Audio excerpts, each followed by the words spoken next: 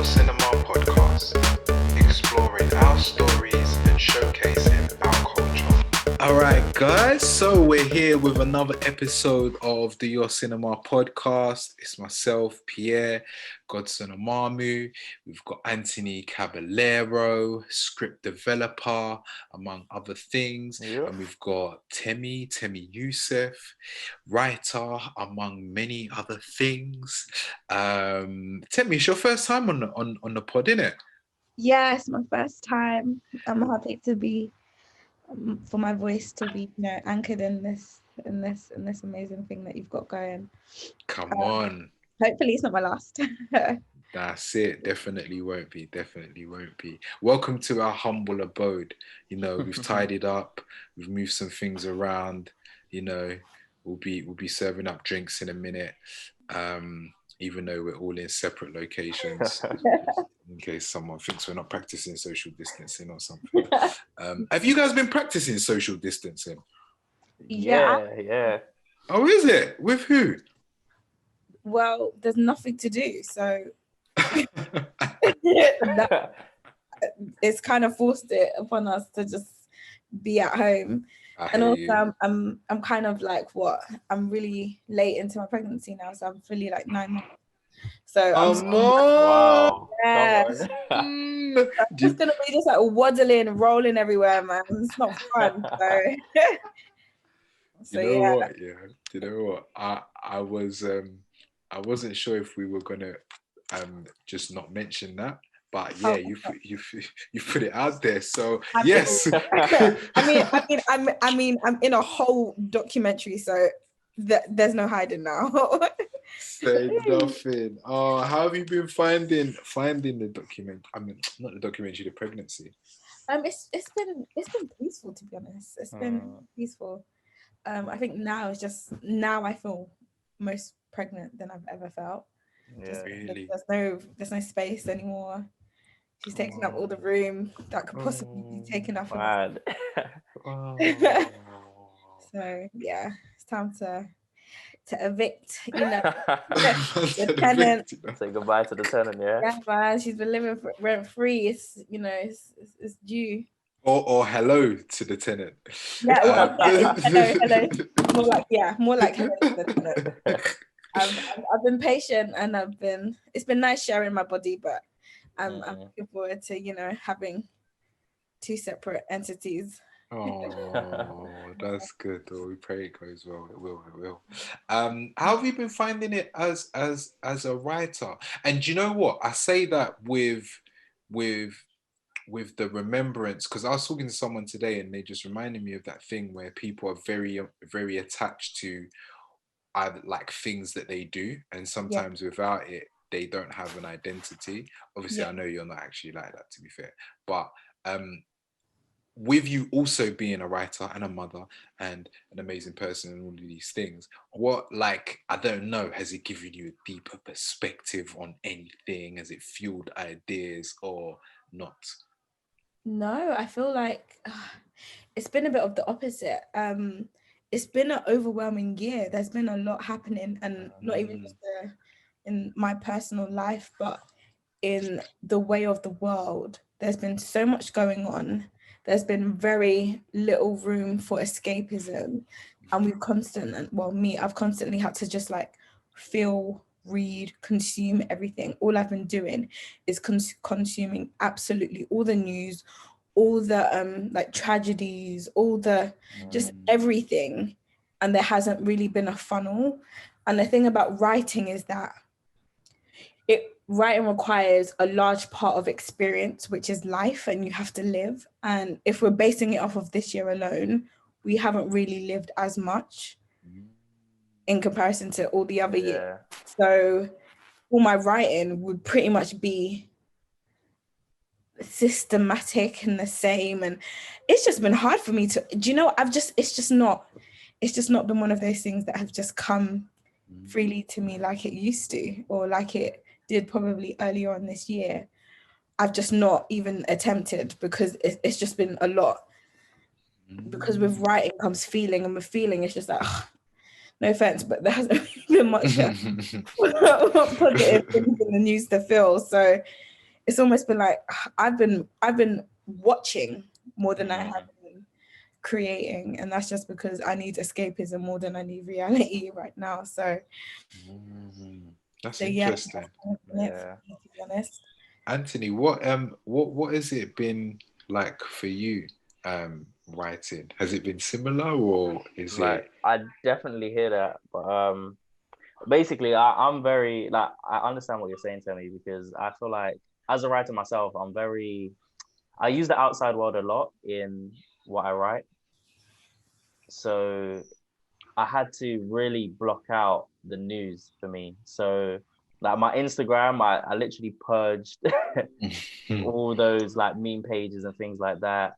Like the things I watch now, I've really my phone will rarely find the news page because I feel like I just needed that kind of cleanse.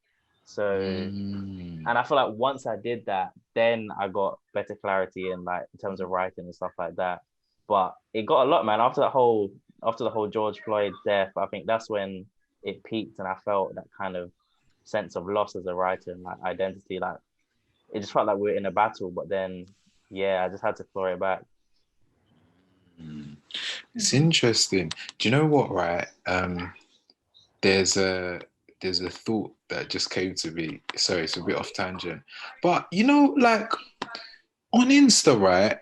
Yeah. I feel like maybe like Instagram has like restricted like my access, not access, but you know, like when you're scrolling on the feed and you just see the same post, and you're like, nah, but Yeah. I feel like more people than this. Like, what's going on? Yeah, I was just wondering whether that had happened to anyone, but do you know what? I don't think it's actually important, if I'm completely honest. How have you guys been finding Small Axe? Amazing.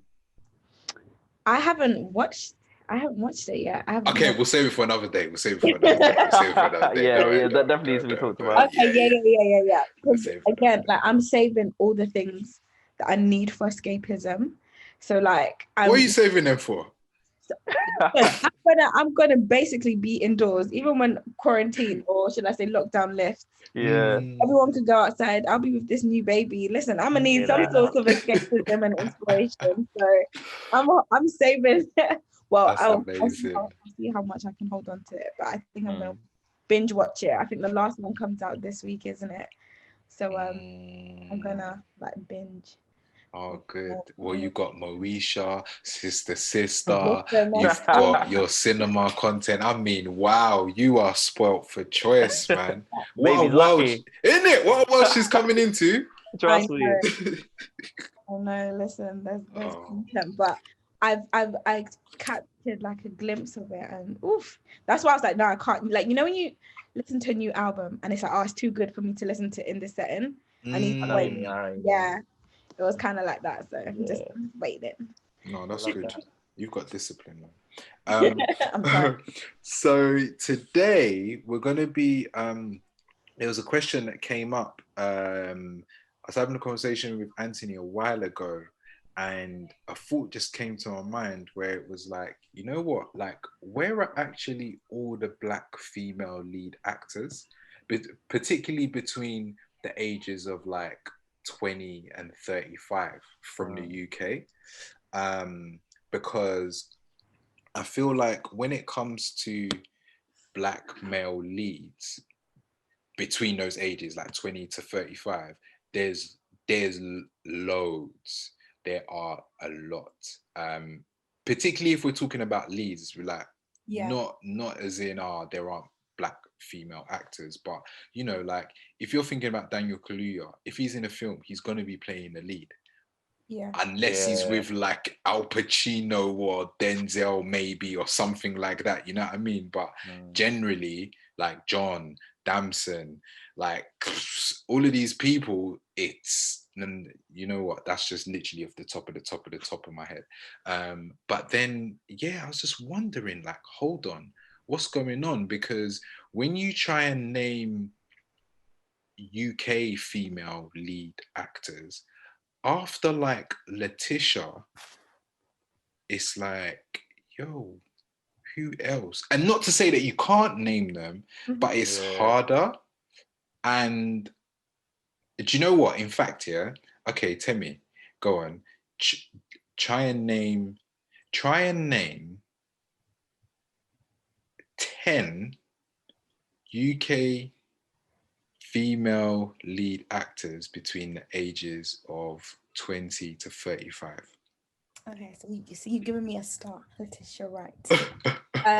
One. Yep, you get that one. Really You're going to need it, so you have it. I'm really bad for actors' names. But, one person I would say who has been really killing it is Wumi Masaku.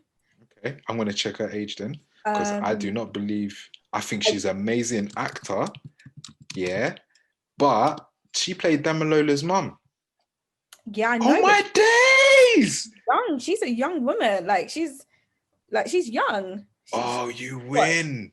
Oh my days. I would have been singing her name all day long. Yes, Wumi. Okay, yes. Go in. Oh my gosh. Please, I have baby brain, so please forgive me. I'm making up excuses, you No, know. seriously. I thought it was a myth, but it's actually a real thing. Oh, okay. Really? Oh wow. Yeah, it's actually a real thing. Okay. Michaela, is her name Michaela Cole? Yeah. Okay. 3. Okay. Who else? You're doing very well. I'm only on 3 out of 10. This is not that great. I can't believe Wumi's 34. That's amazing.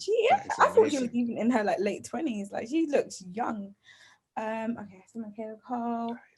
Oh gosh, I forgot the name. She's in The Last Tree and she plays the mum. Oh, her name. Yep, it's Bemi. And she won the BAFTA. Yep, I know you're talking about. Yep. Her name, but yeah, she's been doing some amazing things as well. Yep. Bemi Solo Kumelo. Yep. Yeah. Mm-hmm. I would have liked to have done it. Who else? You're doing so well. Trust me. Yeah. It's there, but they're not easy to pluck out. Who else? You know, now you're saying it, I'm just thinking of more people. That's funny. No, wait, hold on. I feel like I'm on a timer. Do you know what, right? And what me and Anthony can help you. Because to be fair, I want to be wrong. I kind of want to be wrong. Okay. Okay, so help me out. Who else are you guys thinking? So I've given out 4. So I was thinking Masali from Knots and Crosses. Yes. Because we've highlighted her before. Wait. How do you spell her name? Masa, I think. Masa. Yeah. Li. Okay. Okay. Yeah. Producer. Well, bruv, I don't know about a lead though. Knots and Crosses, man. Okay. That's definitely lead because that's in the book. Yeah. I forgot her name, her last name. Gugu. Her? But I don't see identify. The only thing about visually mixed race people, I don't want to tell them who they are. So I don't know if she identifies as a black woman, but I'm gonna say her because we'd claim her. Dominique Moore. But before we go into Dominique, Gugu's out of the range. She doesn't look it, but she's out of the range. Really? Yeah, by a few years. I'm not sure if it's great to be blowing up actors' ages, but you know, Google is also here, isn't it? Google's doing that first, and Wikipedia. So, Dominique Moore. Okay. Yeah. Cool. Dominique.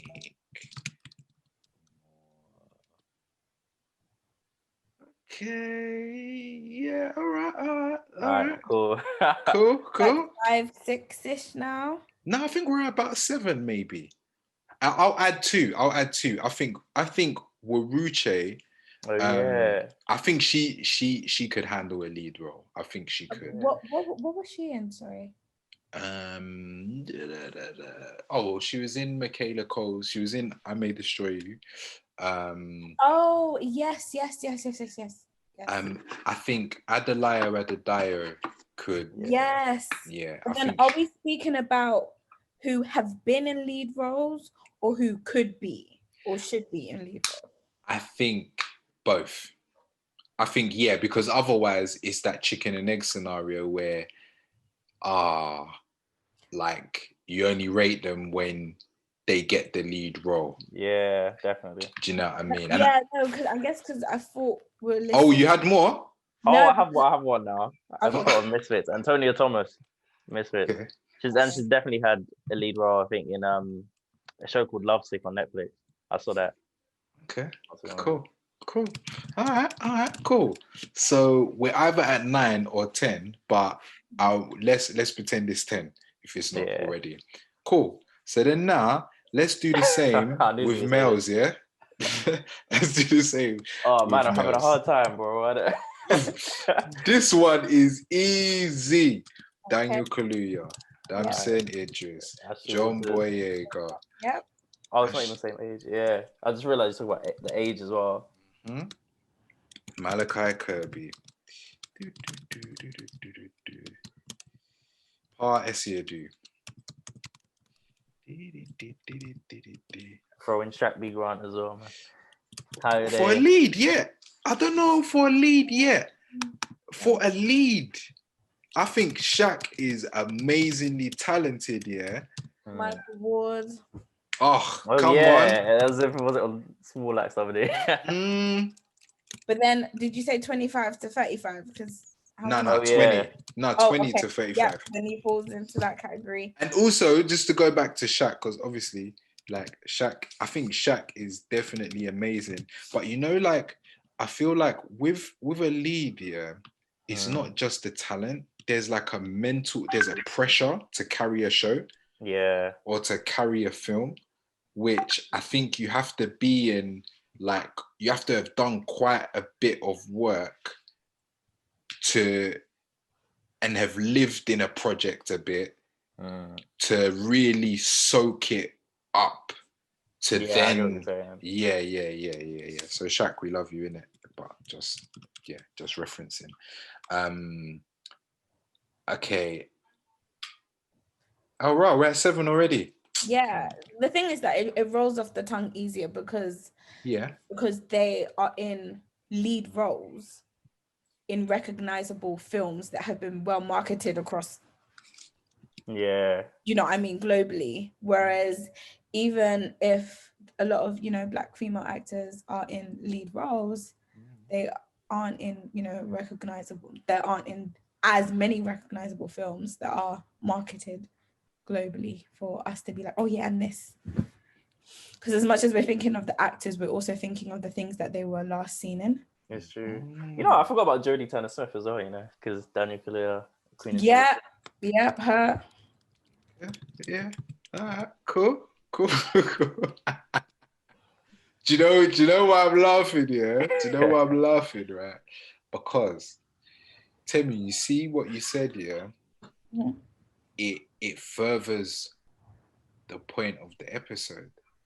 Because it's like, yo, why is it that it's easy to do that for males?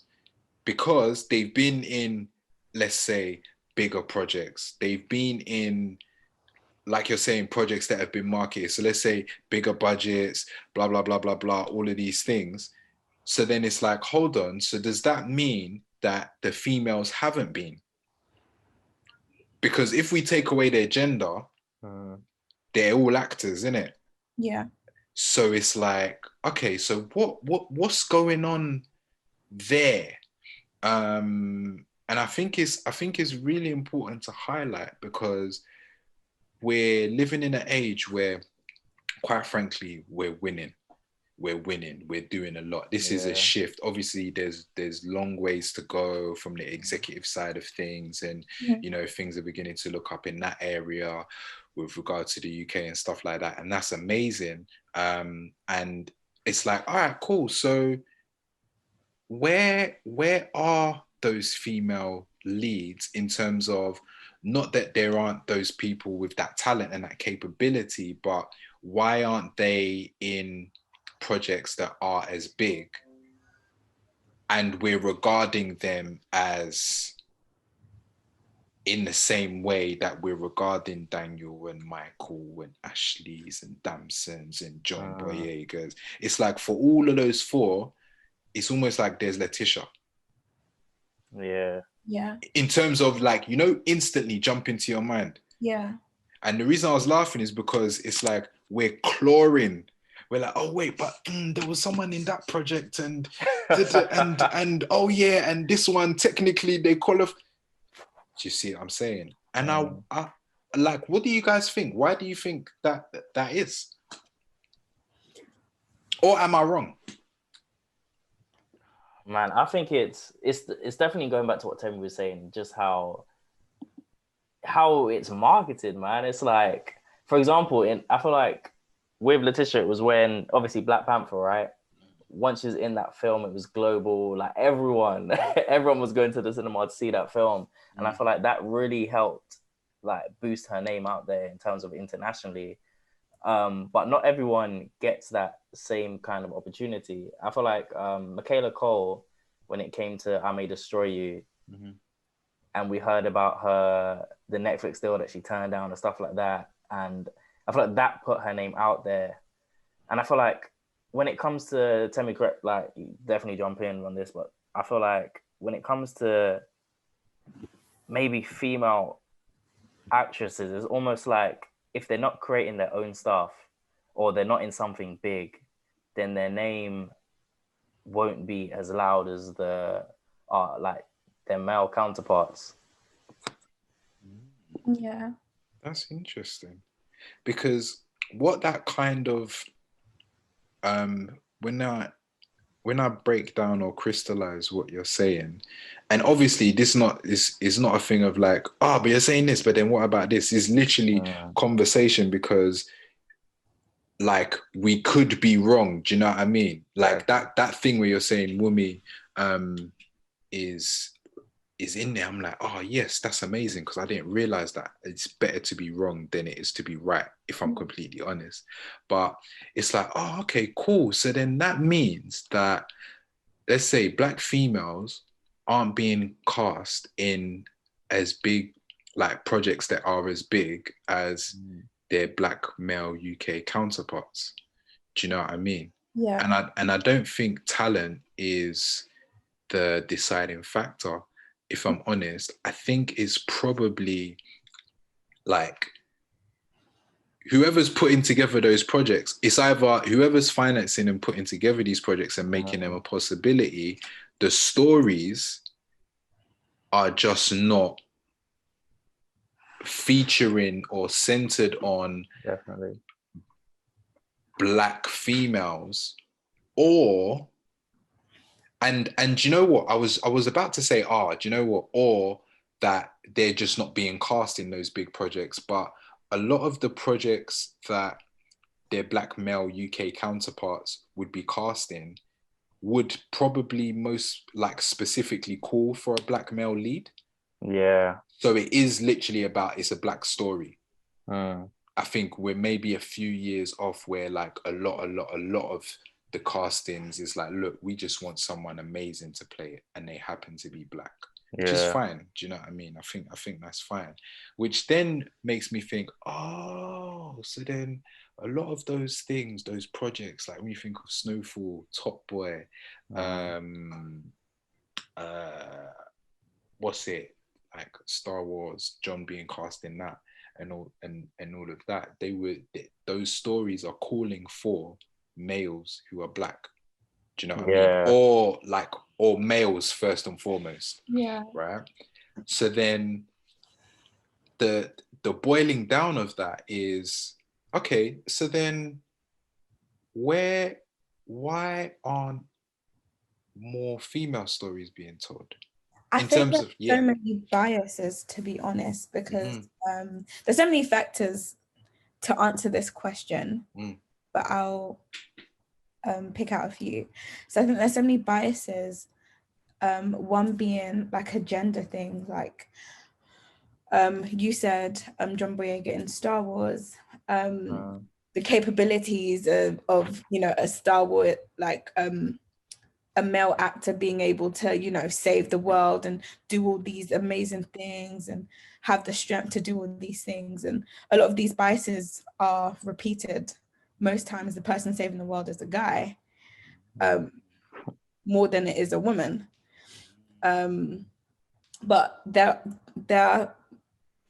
are characters that are out there that are, you know, are these heroic figures. Like one I'm such a nerd, but one show that I really love is Star Trek Discovery. Yeah. Like the I fact haven't that watched it.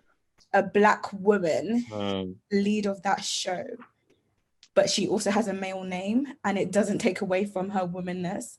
And there's just there's so much I love about that show and that character, because it's just like, it's not about her Blackness at all. It's literally about her capabilities of doing her job right, saving the world correctly. Do you know that you see beyond her Blackness? And then now in this new season, there's a Black man involved, and he's the secondary character and she's the primary one. And do you know what I mean? And it's interesting and it's nice and it's refreshing. But again, like I said, like a lot of these stories, a lot of these character arcs, a lot of the blueprint to writing certain narratives already exist, and it doesn't really always exist with a woman leading this narrative. She's a part of it and she changes it, but she isn't the leading force. Yeah. What always happens, depending on obviously what genre, etc. You know what's so interesting about that? Yeah, I really like that. And another bias is that for Black women, you have to write their character as Black, whereas a Black man, you can write a male character and you can put in a Black man and maybe just get him to say a few random terms here and get him to spud everyone. Do you know what I mean? There's a few references to his Blackness, but you don't have to completely shift and change the whole character. But when we're trying to create a Black female character, everything is about her Blackness and everything is a reference, but it doesn't always have to be. She could just be a really sick actress or a sick character without constantly having to reference Nigeria or her African heritage. Like that, that's a backstory. We don't need that reference. And I think that's a bias that really, I think, prevents Black women from doing certain roles. So they have to, they're typecast into certain particular roles rather than playing like an alien, or do you know what I mean? Like we literally play all kinds of roles in sci-fis and horrors and in this, but we're pushed in the corner to be a particular, the funny Black friend or the fat Black friend or the girl with attitude. But there are so many different types of Black women that aren't referenced in the in the narratives that have been created, that it's just like, well, you don't think to cast for it. Just a regular boring Black woman who isn't interesting, who isn't really funny, who just bog standard. We don't see it. They have two extremes, so like a Vicky McClure in like Line of Duty. Yeah, I know what you mean. Like, I mean, good actress, and it's not about the color. Interesting. It isn't. Do you know what, right? Do you think that people would be interested in watching a show about Black UK females? Definitely. Yeah. How do you mean though? I mean, like a show that I think that's a really good question. You put it on me there, but I think okay. Do you know what? I'll tell you why I'm asking that. I was trying to be a bit slick. Yeah. Basically, so I saw something. There was this Instagram. I can't fully remember what it was called, but it was like 90s hip hop or something like that. Yeah. And I was just on Insta yesterday, and they posted something about a show called Living Single, right? And I think I vaguely remember that when I was younger and used to go on holiday and stuff, yeah. And it had like Queen Latifah in. It was basically like a show about 4 girls that were all friends, and they were like all really successful. One owned this hip hop magazine, one was a lawyer, I think one was a stockbroker and something like that, right? And apparently that show, it ran for 118 episodes. Wow. I think across 5 seasons, and it got it regularly beat Martin in ratings. Wow. Now Martin was huge. Yeah. But it's almost like Living Single doesn't have that same regard. I know particularly within my peer group anyway. Do you know what I mean? Like Living Single doesn't have that same regard that that Martin does. And when I saw that, I was like, especially thinking about this episode that we're doing as well, I was like, do you know what? Yeah, like if people aren't casting like our females in particular things, etc., and it's creating this disparity, then we have examples like this. Granted, cool, it's in America, but we haven't really seen that over here. Yeah. I was like, is that? I wonder if that's something. Yeah, maybe we should try a thing. Yeah. So my question about that. We should definitely try it. Sorry. Yeah. No, I was just gonna say my main question about that show is how is it marketed? Is it marketed as a show that's aimed at women or just the show? God, that's a good point, you know. Because I feel like if this was in the UK, I feel like people would watch it, but it really depends on the marketing. Because I feel like if you angle it at, because I feel like when there's shows that feature guys, you kind of get those shows that are just for guys, but more time they're going to be, you know, shows that everyone can watch. But I feel like there might be, I don't know what it is, but there might be something to do with like the marketing of, okay, this leans more towards female orientated shows. So maybe some guys might not want to watch it. Therefore, it doesn't get the recognition it kind of deserves. Yeah, and I guess because there's also so many shows out there, like, you know, like from what you mentioned about the four girls like living together, but kind of similar from what I can hear, similar setup to Girlfriends, and Girlfriends was huge, you know, Moesha. So there are so many series and TV shows then that actually had women as female leads, and their lifestyle was actually, this is interesting, actually explored through 5 seasons, you know, through 6 seasons. So there are definitely successful American Black shows. We're like we're slow on a lot of things. We're slow. That's clocked. We don't have 3. We don't have 3.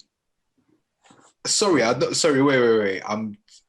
I'm paraphrasing. We don't have 3 examples of shows that do that. Yeah.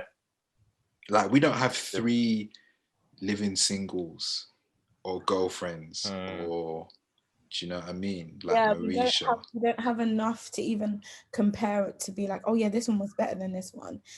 You can pit so many Black American TV shows against each other. There's Martin Gibbs versus The Prince of Bel-Air. Do you know what I mean? There's so many things you can pit against each other because there's a variety. Still a shortage in comparison to, you know, the other shows, but there's enough there to compare. But with us, we don't. And when we do have one, the gap in between is mad. So you're comparing something that was made in the 90s, something that was made in 2010. Like every other decade, one's going to be better than the other. Not in a rude way, but do you know what I mean? So that's a good point. It's nuts. See, you know what, right? In terms of, because Anthony, you deal with script development a lot, right? Yeah. So when you tend to see Black characters or Black females in particular, is there any sort of correlation or patterns that you see in the scripts in terms of, I don't know, where they come from and all that stuff? So I'd say that if it's that's actually interesting. If it's written by someone who's not Black, let's say, I feel like they would write or include a Black character that's like, if it's female, that serves a purpose of maybe a motherly figure, or maybe just a girlfriend or a love interest, because we need like diversity in the show. But if it's written by a Black female, I feel like the representation is so much better when it's written by the person who the subject matter is about, right? So typically you'd see more female characters involved. You'd see a better representation. So it's not always about, oh, I'm chasing a man or something like that. It's literally you're following these people on their own individual journeys. And I feel like that's probably something we need to see more, because not, yeah, and that just makes me think of like, even like in terms of roles, like there's plenty of male roles, but I don't even know if there's many like similar female roles of the same caliber that men are scripted to have, you know what I mean? Yeah. That's interesting. So what I think the evolution of that, or the next point that I wanted to touch on was like, okay, cool. So there's this issue that obviously, like, well, not obviously, but I feel like it's going to happen in terms of that playing field being leveled out, or the disparity being changed. Like, yeah, I think it will level itself out at some point. It's just when, isn't it? But what does that mean? I wonder how that affects up and coming female actors, because like with the England football team, we see like a lot of Black football players in the team now, right? And not to say that suddenly Black people just became good at football, because there's loads of people. There's like Asian people that are great at football and stuff like that. But when you see that representation, it helps to normalize it a bit more.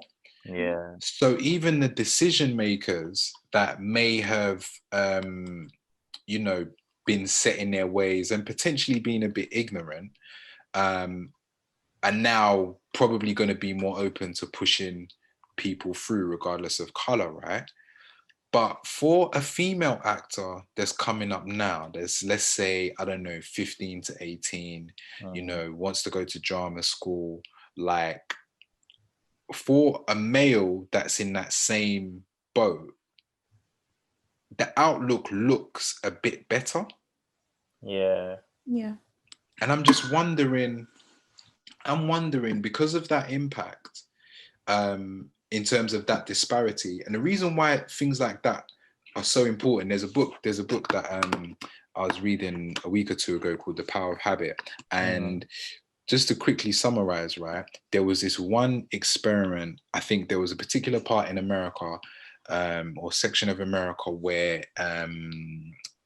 infant mortality was high, right? And they found out that the reason it was high was because mothers weren't they weren't eating right. So that caused a higher probability of that happening, right? Yeah. So then what they said was, okay, cool. So we need them to eat better, but the way you eat is it's sort of ingrained in you as you were growing up. So they said, okay, cool. So before they become mothers, we need to teach them how important it is to eat healthy. And, we need to teach them about nutrition. So we've gone from infant mortality to eating, right? And not eating when you become pregnant, eating before you become pregnant. But then for it to become a habit, it has to be ingrained in you before you become sexually active. So really, they now were tracing this all the way back to school. And they were like, okay, cool. So for them to be more nutritionally aware and understand how important it actually is, and just to develop those habits, they need to be teaching them that in school. So they need to change the curriculum. Like, this is a real study, right? Need to change the curriculum. And it all stemmed from, I think it was this guy that just kept asking why. Okay, this is happening, but why? This is happening, but why? But why? But why? Let's not just say, it's like when people say, why people go on the roads? It's not just sometimes, you know, it's like, they just want the latest trainers or whatever. But Yeah. then there's also the social aspects, the pressures from their friends, what's going on in their household, the culture that they grow up in, where they're supposed to have Gucci and they're 10 years old. Like, do you know what I mean? Yeah. So, but back to this experiment, yeah. So, well, not experiment, this study. So when they took it back to schools and they were like, all right, cool, need to change your curriculum. What also needed to happen was they realized the teachers weren't equipped to teach them. So then they also had to train the teachers. Nice. So they had to train the teachers to be able to teach a curriculum that showed the young females before they were sexually active the importance of eating well. So they develop those habits so that when they eventually become sexually active and then have children, their children survive. Man. And in looking at this, it's like, all right, cool. So if we're writing more of our stories and we're taking even a bit more of a conscious effort to just show female stories, because at the end of the day, it's about art. So you don't want to just cast people for the sake of casting people and then the project isn't good. So we want to tell stories and that would have, let's say, you know, UK Black females in there more than what we are currently seeing, right? Yeah. That means that there has to be more people who are capable of writing those stories at quality. Definitely.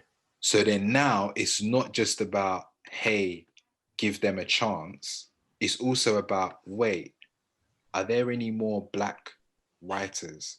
Even better, Black female writers, because that gaze would be a bit more authentic. Do you know what I mean? So then now it's like Black female actors, but also, we need more Black writers, more Black female writers.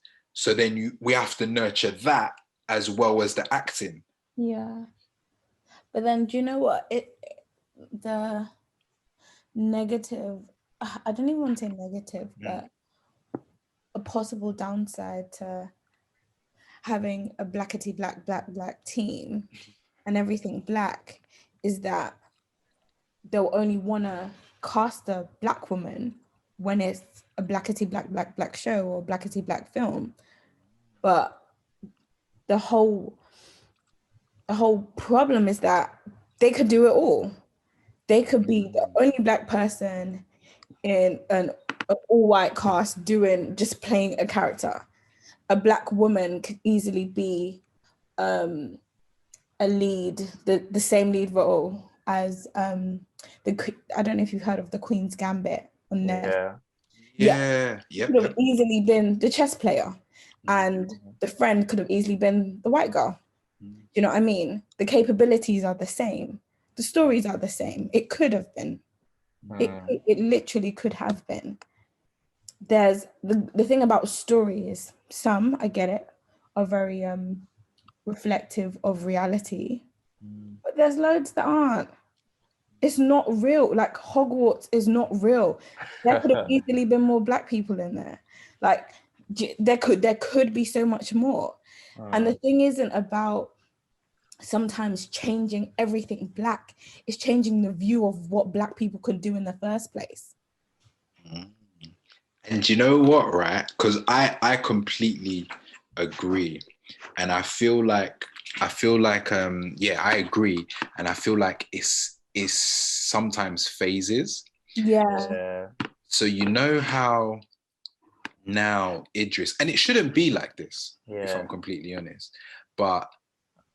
And I feel like the nucleus of blackity black sometimes, not all the time, sometimes, because even in like when we're making content, we play around with, but that doesn't have to be, this guy doesn't have to play this role because of this. So even in our productions, we would do that, which is actually really good.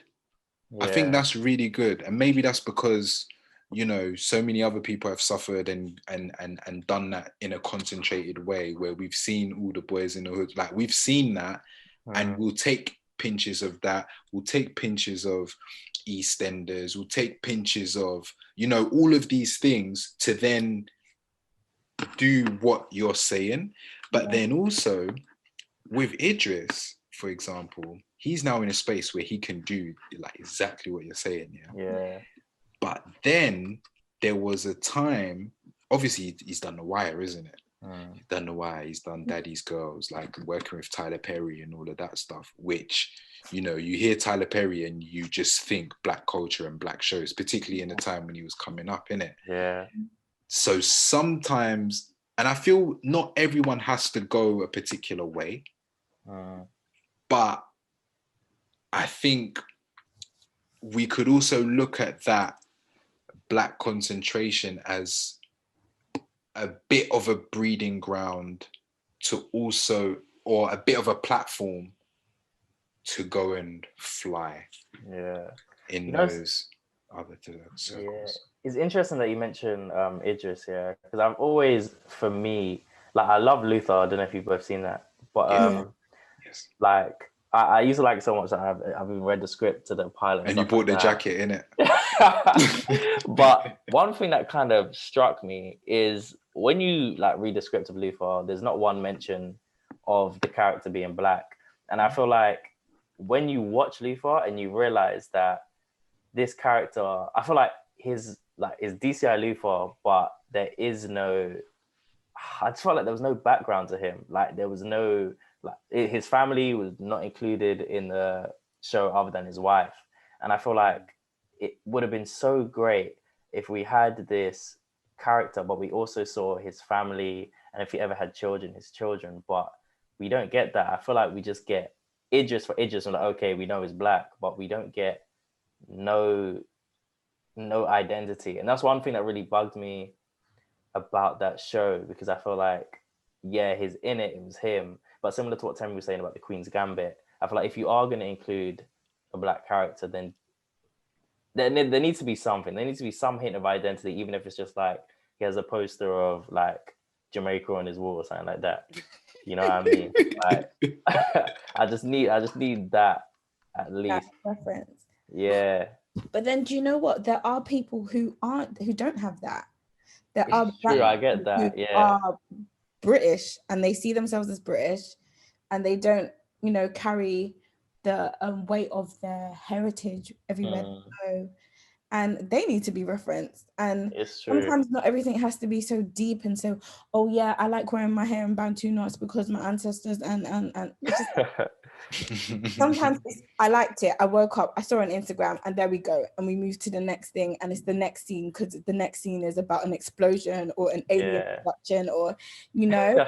I love the variety. There needs to be mediocre Black films, great Black films, rubbish ones that have been repeated so many times. There needs to be all the variety so that we can have these discussions, compare, have the top 10 rather than scraping for everything being in the top 10 because that's all we have, 10, you know? Like, it's but I completely get what you mean about Luther. Do you know what though? Do you know what, right? I it's interesting. In watching Luther, I never felt like that, or I didn't notice that, if I'm honest. But I actually like that in that show there isn't that. Because you actually watch it and you just rate the story and the acting. And you don't think of it, it's funny, because you don't think of it like, you know, like when you watch Black Panther or you watch Snorlax or you watch Top Boy, like the story is all good, but then you're also rooting for them because it's like, yes, we are there. I know what you mean. We're here. And it's like, do you know what? Yeah, we're there, but we're also here. Mainstream BBC. It's what are you saying? It's true. I do feel like it is literally how you see it. Like, is the cup half full or is it half empty type That's a thing? good point. Because whilst I was watching it, I was like, yeah, it's like you got a black character, but you didn't really show that like he has no other family. Like you could have included more of us, you know what I mean? Like he could have had a mom in there that he goes to confide in. He could have had a grandma that he talks to. But I felt like there wasn't What would Luther's mum be like? Bro, that's what I mean. I'm like, you had you got me going, yeah? And that's what I'm saying. Like I feel like other shows, like if you had a character of that role, you'd see his mom, you'd see his children, you see his cousins, you know what I mean? But I feel like for that show, I don't know what the reason was. I feel like that story is different because I feel like you perhaps don't need it. But I just feel like it would have been nice, you know what I mean? Yeah, to have that. Yeah. You know what would have been even more great? That you would have had 4 other TV series that had a similar setup with that kind of black lead character to compare it to. Yeah. Because we don't have that. We just have the one. Exactly. It's like, oh yeah, Luther, yeah. Yeah, and it's like Luther compared to Luther. I mean, I'm sure there's others fishing out there that we probably haven't, like, you know. But no, but I hear you. And this topic just kind of, we can be here all day because this topic is real because it's our lives. It actually is when you think about it.